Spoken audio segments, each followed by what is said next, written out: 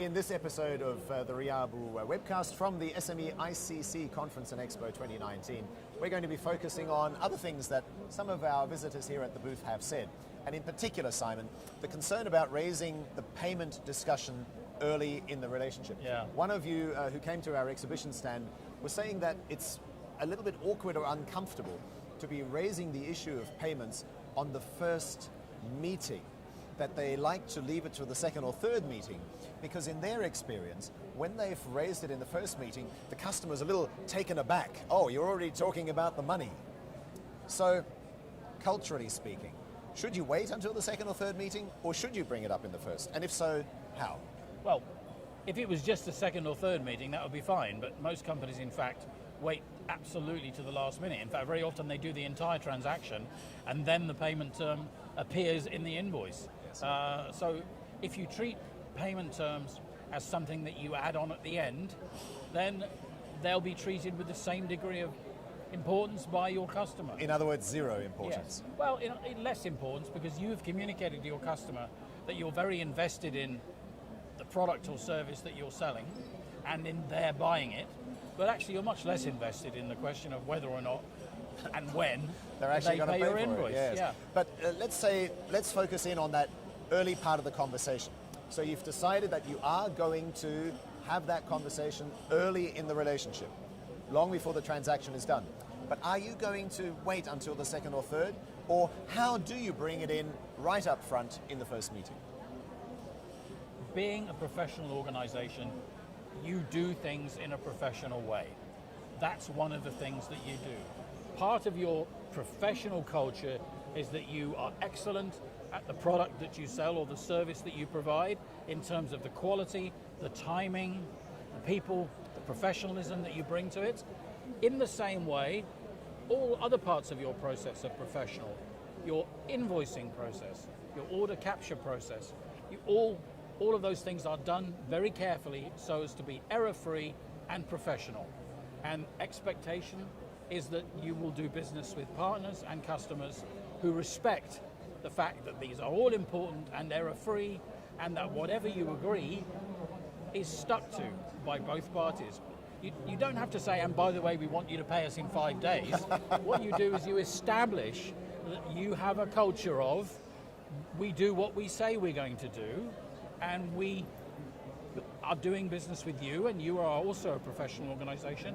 We have the highest expectations that you will do what you say you're going to do. It's as simple as that. Well, the way you're coming across is very positive. I'm not getting any sort of angst or adversarial. It is a question of modality, because the corollary, a further consequence of using this model where you don't raise payment terms till later on or even after you build, is that it is by definition an adversarial discussion. When you raise them later on, automatically it's, they're chasing payment. Yeah. The whole point is to use the positive modality of early discussions where, you're flirting. The customer's interested in what you've got to offer. You're interested in selling to him. Use that general aura of goodwill and positivity to make it absolutely clear what your expectations are. You'll find it's surprisingly easy to do. Sometimes, if a senior executive or a salesman is unused to that because he's been doing it a different way for years and years and years, you may have to workshop some alternative language. And that's something we take very seriously at RIABU. It's put in people's minds and mouths a different way of dealing with a very familiar situation. Yes. And rehearse it and practice it in such a way that it becomes second nature. And lo and behold, the problem that when you raise it, it sounds artificial and out of place goes away. Right.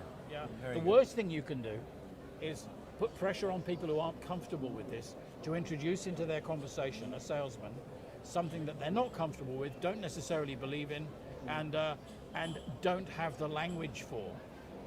Because that will come across as it's like when somebody attempts to talk to you in a language that they're not really very comfortable with. It's very clear that they're not comfortable with it, and that achieves exactly the opposite effect to the one that you're trying to achieve. Yes, in communications coaching, we call this congruence. It's incongruent when certain people use language in a way that they're not used to. I didn't know that, Mark. That's there helpful. you go. We all learned something today.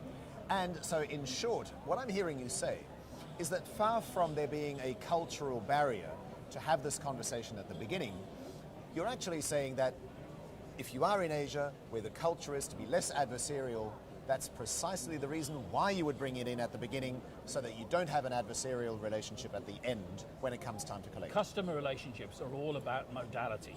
There are some messages that can very easily be put across at certain points in the relationship, and there are messages that if you try and put them across at another point in the relationship, they're very, very hard to put across, and they may even damage the relationship. The important thing is to understand what's appropriate and when, and do it at the right time in the right words. And those behaviors, if they are inconsistent with the way that you've been behaving in the past, they need to be learned.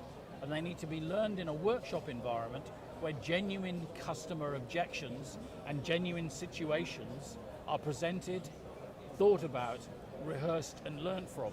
And then as your team, and some people will be better at it than others, as your team start to discover that it's actually possible and it works, you then workshop it again, and somebody will say, you know what, I did it this way, and actually it was a success. And what happens then is it catches fire. Yes. Because it becomes a possibility, and then it becomes a certainty, and then it becomes a skill that they embrace. Yep? Yes. Take the fire back to your companies and leave us your comments with your thoughts, and maybe you've had some of these experiences that you'd also like to share.